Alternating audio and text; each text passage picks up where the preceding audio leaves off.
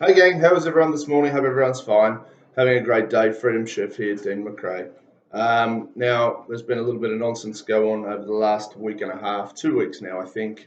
I made a first vague book post. I think my man called it a vague book when I questioned whether or not what I'd heard about the IPA and the LNP was accurate.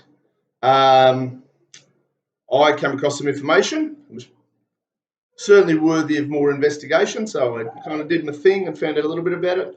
And about a week after I did my vague booking and questioning, it's come out in the Sydney Morning Herald, which I don't normally read too much of those guys. It's one of those things, they're one of those newspapers that I don't pay all that much attention to. But I'm reading it here, and they're talking about how essentially what I'd suggested or intimated or hinted at could well have been very accurate. So it's a sad day for freedom and liberty. Now, anyone who's not sure what's going on, the Conservative Convention in Australia, it's its second year, CPAC, I've been a bit of a supporter of it. I'm not a conservative, I'm a libertarian, but there's a lot of cross-culture values. It sounds like there's some cancel culture going on within the conservative movement and the libertarian movement in Australia. Now, I respect your right to have whatever opinions you would like. You may hate me, that's okay. But I will defend you to the death your right to have those opinions and to say the things you want to say. And I think I'm fairly consistent in my stance. So the Conservative CPAC movement last year had a great lineup of speakers. There's no COVID, obviously, so it was a little bit different. But we had Nigel Farage. There was Raheem Kassam. Sorry, dude. But here's the bottom line: they copped an absolute shitstorm about having these speakers because they're controversial and they're out there, and along with a whole bunch of other speakers that were controversial and out there, depending on how you look at it. You look at it in certain contexts, Mark Latham's controversial. You look at it in another context, Tony Abbott's controversial, or Craig Kelly, or George Christensen. And you know what? I don't agree with all these guys on everything, but I do support them taking a stance in the things they take stances on. The story that came across my desk was a proverbial gun had been put to the organisers' heads about a certain speaker. That certain speaker was Lauren Southern. I do not personally know Lauren. I've had very, very little to do with her. I know for a fact we have some very close friends or mutual friends, whether they're, crossover. There's certainly some crossover there on Team Dean and Team Lauren, and I'm okay with that. Now, I don't agree with everything Lauren has to say. Some of the stuff she's come out with over the years, I kind of scratched my head and went, are you kidding or what? But again, I'll defend your right to say it. And one of the key areas as far as somebody like Lauren goes in the Conservative or the CPAC event was Lauren was one of the earliest speakers announced for the event, one of the earlier ones. So it wasn't like this was a last minute, should we have her, shouldn't we have her? It was we've got Lauren Southern speaking. How good's that? Somewhere between that point and where we're at now, Lauren's been uninvited to participate, which is sad because if I didn't want her to speak at my event, do you know what I wouldn't have done? I wouldn't have invited her. That's how I operate.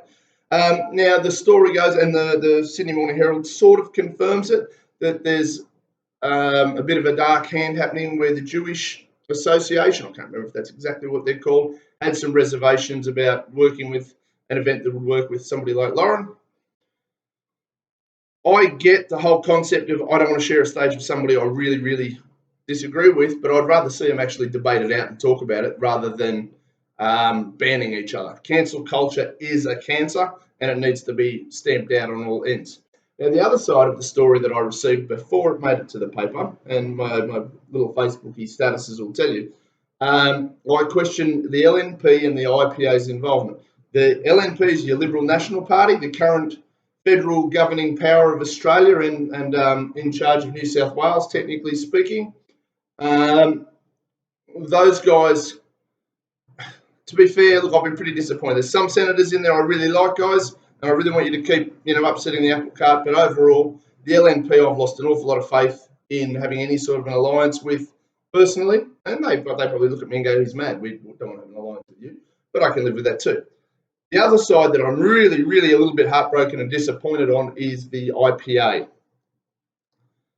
Institute of Public Affairs is the breakdown of their name. I know they've got some big time donors. There's some big time money in behind them. I also know that they sell themselves as one of the last bastions of freedom and liberty. Now, the LNP still try and sell themselves all as that. We all know that's 80% bullshit. The Liberal Democrats are the only party left in this country that stands 100% behind freedom and liberty.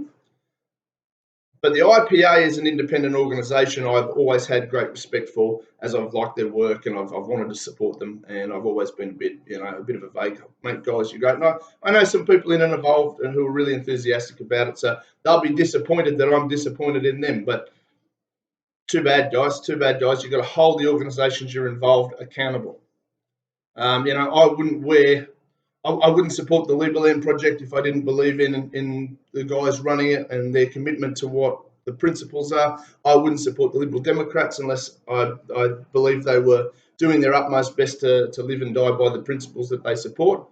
And in 2020, when cancel culture is such a big thing, which is generally driven by screaming crybaby lefties, this is where we're at. We're conservatives, and free market think tanks are cancelling people.